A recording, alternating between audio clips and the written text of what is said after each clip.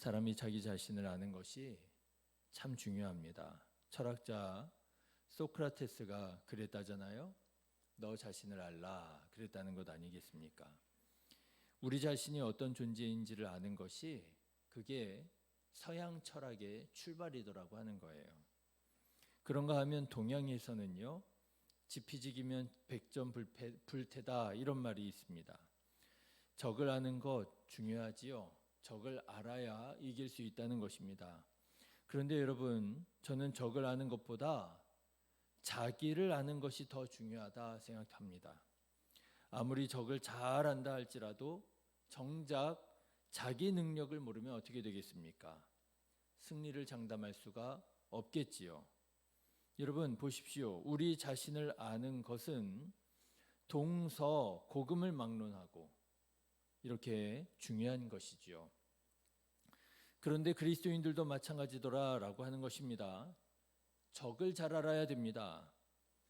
적이 누군 줄 모르면 이길 수가 없어요. 여러분 적이 누구입니까? 교인입니까? 가족입니까? 아니잖아요. 그리스도인의 적은 교인이 아닙니다. 가족이 아닙니다. 사람이 아닙니다. 그런데 적잖은 그리스도인들이 누구랑 싸워요? 교인이랑 싸우더라는 것입니다. 가족이랑 싸우더라는 것입니다. 사람이랑 싸우더라는 것입니다. 이길 수 있겠습니까? 이길 수 없어요. 적이 누군 줄 알지 못하니 이길 수가 없는 거예요. 아무리 열심히 싸워도 이길 수가 없어요. 여러분 적이 누구입니까? 그리스도인의 적은 교인이 아닙니다. 가족이 아닙니다. 사탄입니다. 여러분 우리는 사탄을 알아야 됩니다. 사탄이 우리를 어떻게 유혹하고 무엇으로 우리를 시험하는지를 알아야 됩니다. 이 사단이 사람을 통하여 나를 유혹하는구나. 그런데 내가 사람하고 싸우면 안 되지. 그렇죠. 여러분 사단과 싸우시기를 주님의 이름으로 축원합니다. 적이 누군지를 알아야 돼요. 사람이 적이 아니라, 교인이 적이 아니라, 가족이 적이 아니라 사단이 적이로구나. 그런데 적이 누구냐? 적이 사단이로구나. 이 사실을 아는 것이 그렇게 중요하지만 이것보다 더 중요한 게 있어요. 그게 뭐라고요? 내가 누군지를 아는 것, 지기하는 것이 더 중요하더라고 하는 거예요. 여러분 우리 자신은 누구입니까? 사람들은요 이렇게 말합니다. 내가 나를 제일 잘 알아. 그렇게 얘기합니다. 그렇죠? 내가 나를 제일 잘 알아.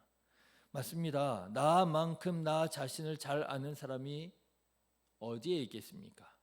나를 낳아주신 부모님도 나를 모르는 부분이 있잖아요.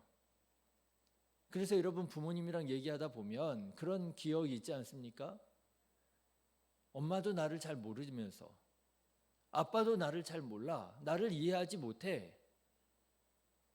왜 그렇습니까? 나를 낳아주신 부모님조차도 나를 모른다고 느끼는 부분이 내 안에 있는 거예요. 그러니 여러분 세상에서 제일 잘 나를 알고 있는 사람이 누구이겠습니까? 나 자신이지요. 그렇습니다. 사람은요 얼마나 복잡한 존재인지 모릅니다. 때로는 모순적이기까지 하는, 앞뒤가 안 맞고 어제와 오늘이 다른 이렇게 복잡한 것이 우리 사람 존재고요. 그러니 그런 나를 누가 알 수 있겠습니까? 내가 나를 제일 잘 아는 것이지요. 자, 그런데 여러분 그리스도인이 신앙적으로 승리하자면, 그리스도인이 영적으로 성공하자면 이렇게 자연인으로서 내가 어떤 존재인지를 아는 것 중요하지만 여러분 자연인으로서 내가 어떤 존재를 아는 것보다도 더 중요한 게 있습니다. 신앙적으로 내가 어떤 존재인지를 알아야 되는 거예요. 다시 말하자면 내가 나를 아는 그 지식보다 하나님께서 나를 어떻게 알고 계시는지가 더 중요하다는 거예요. 그렇지 않습니까? 내가 나를 아는 것 중요합니다. 그런데요, 더 중요한 게 있어요. 하나님께서 나를 어떤 존재로 알고 계시느냐, 이게 더 중요하다는 거예요. 내가 나를 아무리 의로운 존재로 알고 있으면 뭐예요? 하나님께서 나를 아시기를 죄 많은 존재로 아시면 어떻게 하냐고요. 하나님께서 나를 어떤 존재로 알고 계실까요?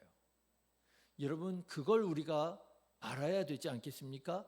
그래야 나를 알 수 있는 것이고요. 그래야 적된 사단을 알 수 있는 것이고요. 그래야 우리가 영적인 싸움에서 승리할 수 있는 것 아니겠습니까? 그렇다면 여러분, 성경은 우리 사람을 어떤 존재라고 말하느냐? 여러 가지로 말씀드릴 수 있겠지만 저는 오늘 사도 바울의 고백을 통해서 이렇게 말씀드리고자 합니다. 사람은 어떤 존재냐? 곤고한 존재라는 거예요. 여러분 24절의 말씀 한번 보실까요? 같이 읽겠습니다. 오라 나는 곤고한 사람이로다. 이 사망의 몸에서 누가 나를 건져내랴. 여러분 사도 바울이 누구입니까? 사도 바울은요, 세계에 가는 곳곳마다 복음을 전하고 그리스도인들을 만들고 교회를 세운 사람입니다. 하나님께 너무나도 놀랍도록 귀하게 쓰임받은 사람입니다. 그렇지요? 그런데 그 사도 바울이 자기 자신에 대해서 뭐라고 말했다고요? 나는 곤고한 사람이라고 말하는 거예요. 어제까지 지방 사경회가 있었어요. 그런데 지방 사경회 중에 한 목사님이 이 본문의 말씀을 하시더라고요. 오호라 나는 곤고한 사람이로다. 그런데 그 목사님이 이 곤고한이라고 하는 표현을 뭐라고 번역하셨느냐? 이게요, 파산했다는 말이래요. 오호라 나는 뭐 한 사람이라고요? 파산한 사람이라고. 다시 말하자면 인생이 망가진 사람이라는 거예요. 그러니 여러분 그 심령, 그 마음이 어떻겠습니까? 여러분 이게 가당키나 하겠습니까? 하나님께 그렇게 놀랍도록 귀하게 쓰임받은 사도 바울이 자기 자신을 가리켜서 나는 파산한 사람입니다. 이게 말이 되는 말이겠습니까? 도대체 사도 바울은 왜 이런 식으로 자기 자신을 설명했던 것일까? 왜 우리는 파산한 존재와 같은 것일까? 그 이유가 19절에 나옵니다. 여러분 19절 같이 또 다시 읽어보겠습니다. 시작. 내가 원하는 바 선은 행하지 아니하고 도리어 원하지 아니하는 바 악을 행하는도다. 사도 바울이 이렇게 말하는 거예요. 사도 바울이 하나님 앞에 온전해지고 싶은 거예요. 하나님 앞에 경건하게 살고 싶은 거예요. 하나님 앞에 의롭게 살고 싶은 거예요. 그런데 돼요, 안 돼요? 안 되더라는 거예요. 하나님 앞에서 죄 짓고 싶지 않은 거예요. 하나님 앞에서 정말 사랑으로만, 믿음으로만 의롭게 깨끗하게 온전하게 살고 싶은 거예요. 그런데요, 이런 마음이 내 안에 분명히 있는데 하나님의 영광을 드러내고 성도들에게 모범이 되고 교회의 기쁨이 되고 자랑이 되고 살고 싶은 이런 열망이 내 안에 가득한데 내가 정작 어떻게 살아가더라는 거예요? 원하는 것처럼 의롭게, 원하는 것처럼 믿음으로, 원하는 것처럼 사랑으로 살지 못하고 원하지 아니하는 바 악을 행하면서 살아가더라는 거예요. 교회 성도들을 내가 함부로 정죄하고 있더라는 거예요. 내가 누구보다도 사랑하는 내 가족에게 저주를 하고 있더라는 거예요. 그들에게 상처를 주고 있더라는 거예요. 그러면서 어떻게 해요? 내가 너무나도 사랑하고 내가 너무나도 경외하는 하나님의 영광을 내가 가리우고 있더라는 거예요. 사도 바울이 너무나도 깜짝 놀란 나머지 탄식합니다. 오호라 나는 곤고한 사람이로다. 내가 파산한 사람이로구나. 하나님의 영광을 드러내지 못하고 오히려 하나님의 영광을 가리우고 있구나. 나 어떻게 하면 좋아? 그 얘기를 하는 거예요. 여러분, 정말 우리도 그렇지 않습니까? 어제도 말씀드렸습니다만 그리스도인들이 죄를 얼마나 많이 짓는지 몰라요. 하나님의 영광을 드러내야 하는 그리스도인임에도 불구하고 하나님의 영광을 드러내기는커녕 하나님의 영광을 가리우는 경우가 얼마나 많아요. 그런데 여러분, 문제는 무엇입니까? 하나님의 영광을 그리스도인들이 왜 가린다고요?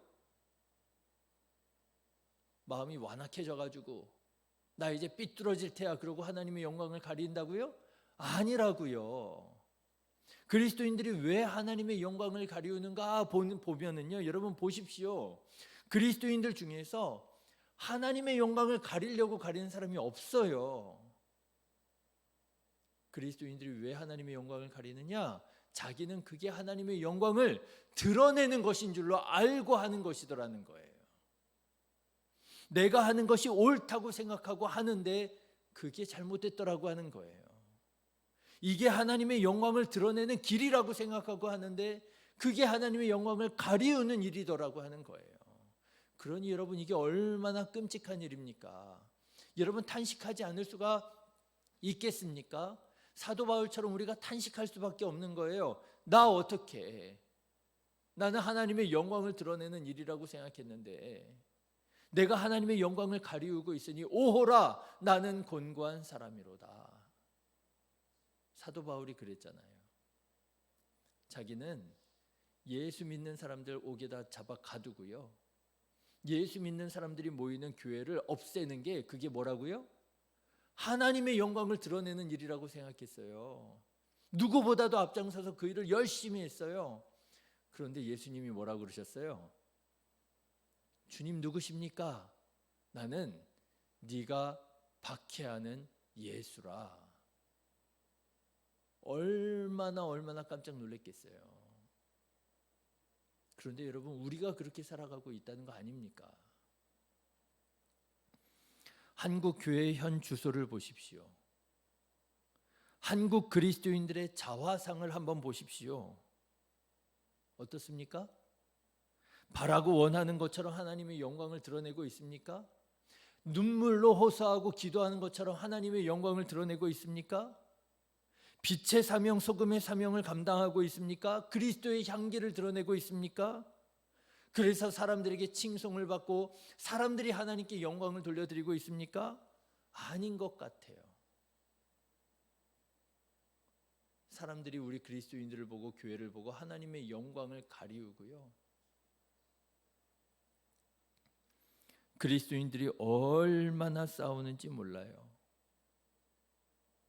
그리스도인들이 얼마나 갈등하고 시기하는지 몰라요. 그리스도인들이 얼마나 미워하는지 몰라요. 하나님의 사랑과 예수 그리스도의 성품이 드러나기는커녕 얼마나 싸우고 그러는지, 타락한 감정이 드러나고 성품이 드러나는지 세상 사람들이 교회 와서 보면 깜짝 놀랄 겁니다. 여기가 교회야, 세상이야? 아니, 세상보다 더해. 여러분, 그거 아십니까? 요즘에 우리 교회에 아직 등록하지 않은 분이 2분이 교회를 나오고 계세요. 그런데 보아하니 한 분은 믿음 생활을 열심히 하시는 분인 것 같아요. 그런데 또 한 분은 이제 우리 성도님이 전도를 하셨는데 처음 나오신 것 같아요, 교회를. 정말 궁금해요. 여러분, 궁금하지 않으세요? 믿음 생활을 열심히 하시다가 우리 교회에 이제 오셔서 몇 주간 이렇게 예배를 드리시는 분이 보실 때에 우리 교회는 어떤 교회일까? 근데 여러분, 너무 궁금하지 않으세요? 교회를 안 다니던 사람이 교회라고 이제 처음 우리 교회를 왔어요. 그분이 볼 때 우리 교회는 어떤 교회일까?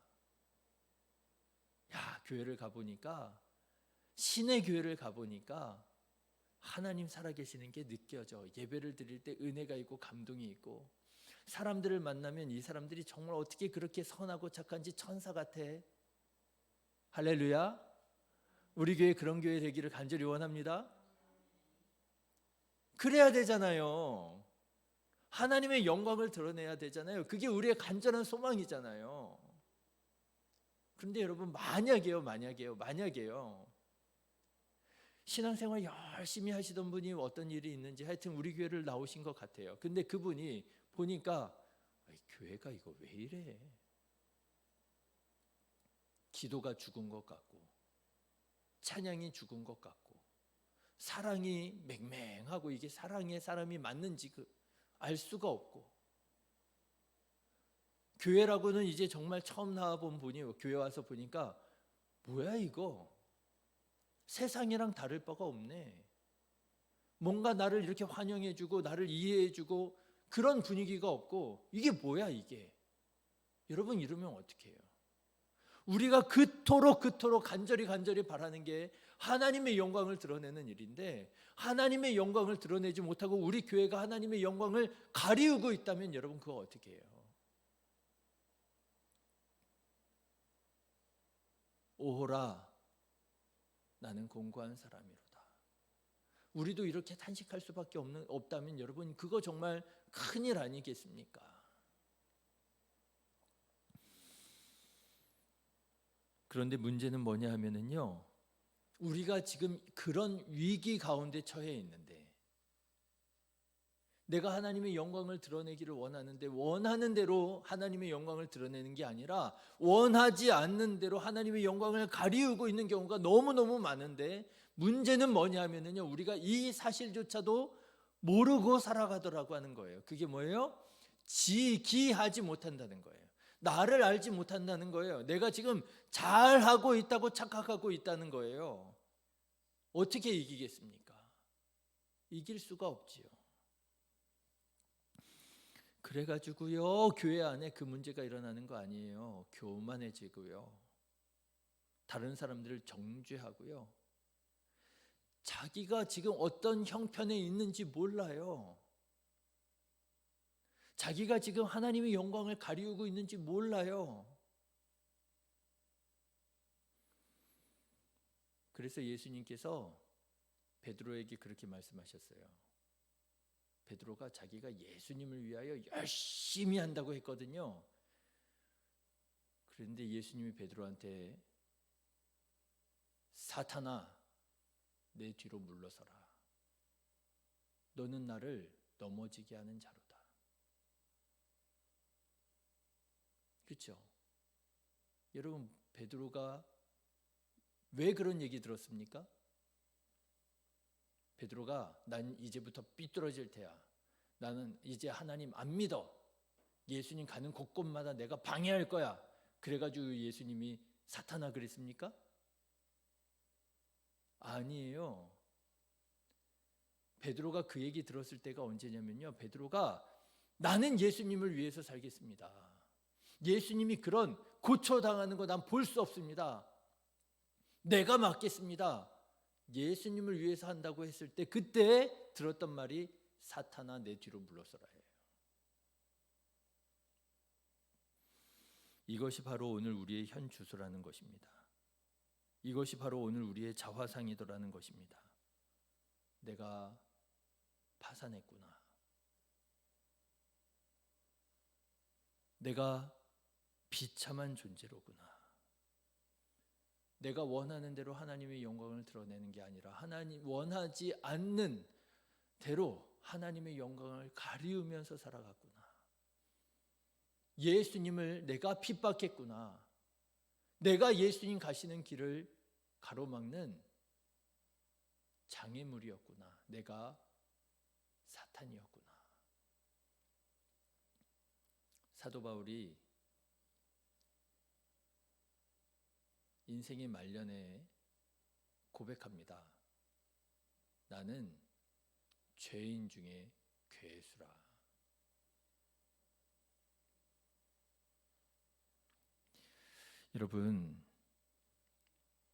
여러분 어떤 모습으로 신앙생활하고 있는지를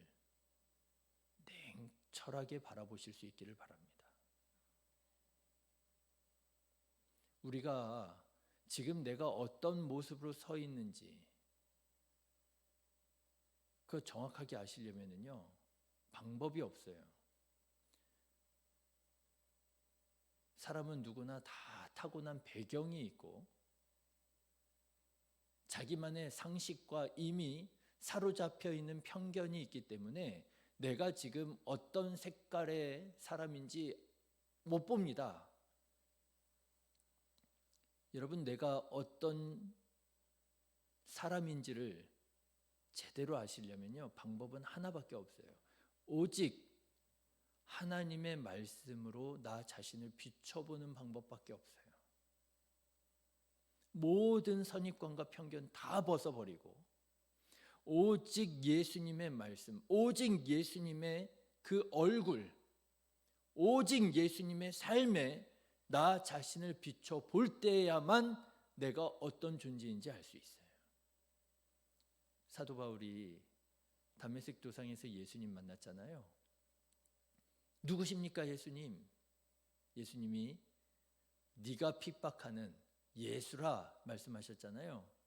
근데 여러분, 그때 놀라운 현상이 하나 일어납니다. 어떤 현상이 일어나죠? 사도 바울의 눈에 비늘 같은 것이 있다는 사실을 깨닫게 돼요. 그렇죠? 그 비늘 같은 것이 벗겨졌을 때야, 그때야 바울은 예수님을 그리스도라고 고백하게 됩니다. 사로잡혀 있었던 편견이 벗겨지는 거예요. 예수님을 만났을 때 내가 어떤 존재인지를 드디어 정확하게 볼 수 있는 거예요. 여러분, 예수님의 말씀 통해서 여러분 눈 안에 가려져 있었던 비늘 같은 것이 벗겨지시기를 바랍니다. 그래서 내가 어떤 존재인지를 정확하게 아실 수 있기를 바랍니다.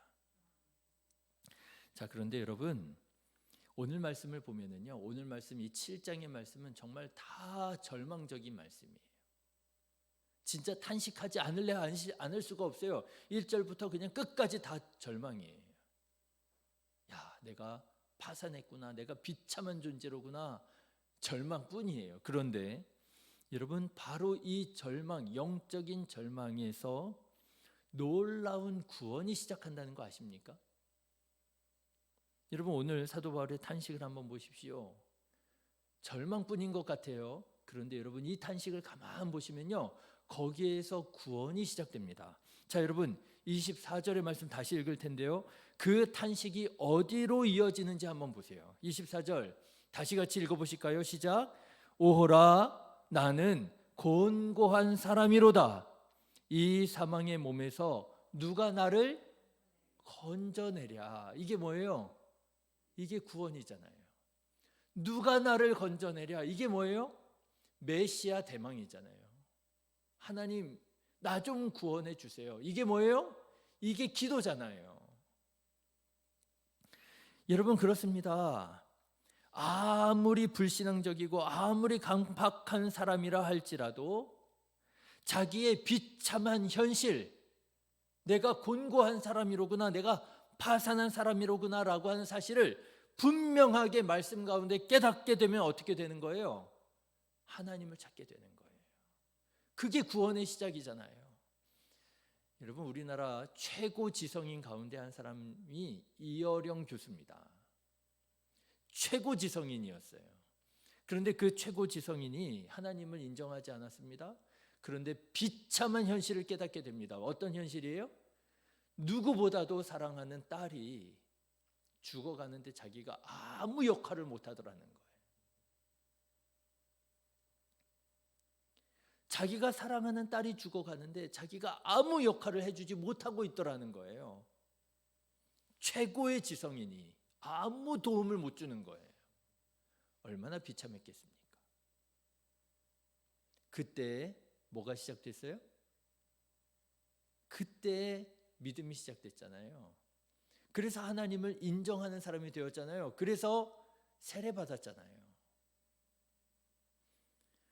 여러분, 인간은 인간의 비참한 현실을 자각할 때로부터 하나님을 찾게 되는 거예요. 사람은, 나는 언제부터 하나님을 주님으로 고백할 수 있게 되느냐? 내가 비참한 존재라는 사실을 깨달을 때야만 하나님을 주님이라고 인정하게 되고요, 하나님의 말씀에 철저하게 순종하게 되는 거예요. 그런데요, 이런 탄식이 없는 사람, 이렇게 자기가 비참한 존재라는 사실을 깨닫지 못한 사람은 교회를 다니나 교인이 아닙니다. 기도한다 하지만 사실은 그리스도인이 아닙니다. 결국 그 끝에는 누가 있느냐면 자기가 있어요. 자기 마음대로 합니다. 하나님의 말씀에 순종하는 듯 하지만 순종하지 않습니다. 왜요? 자기는 잘하고 있다고 생각하는 거예요. 아직도 여전히. 그러면서 자기도 모르게 예수 믿는 사람들을 핍박하고, 자기는 잘한다고 하는 것이 예수님을 핍박하고 박해하고, 그러고 사는 거예요.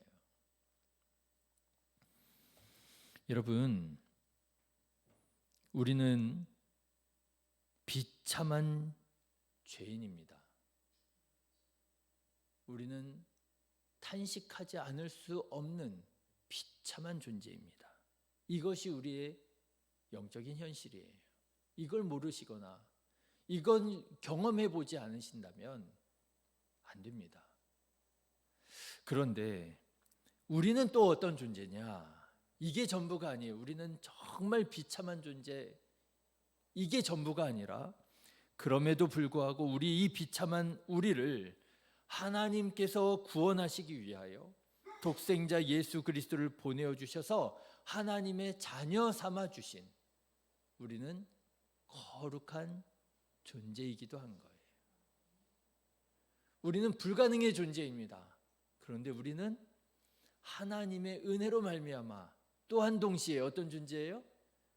가능의 존재이기도 한 거예요. 그래서 하나님께 감사할 수 있고, 그래서 하나님께 찬양할 수 있는 거예요. 자, 여러분 25절의 말씀을 한번 보실래요? 25절 보면은요, 방금 전에 24절에서 그렇게 탄식했던, 나는 비참한 존재입니다, 파산한 존재입니다, 탄식했던 사도 바울이 이렇게 얘기합니다. 25절 말씀 보세요. 시작. 우리 주 예수 그리스도로 말미암아 하나님께 감사하리로다. 뜬금없이 감사 찬양이 나와요. 이상하지 않으세요? 왜 이렇게 할 수 있느냐?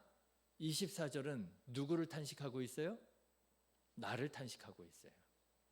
25절은 누구를 감사하고 있어요? 하나님을 감사하고 있어요. 이렇게 살아야 되는 거예요. 나를 생각하면 탄식할 수밖에 없지만 하나님을 바라보면 감사할 수밖에 없는 존재.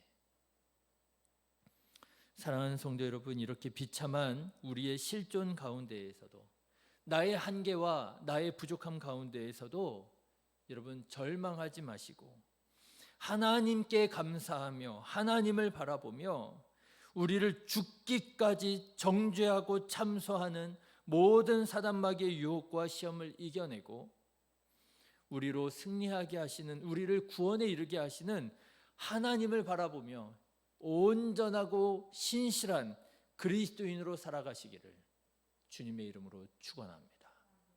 기도하겠습니다.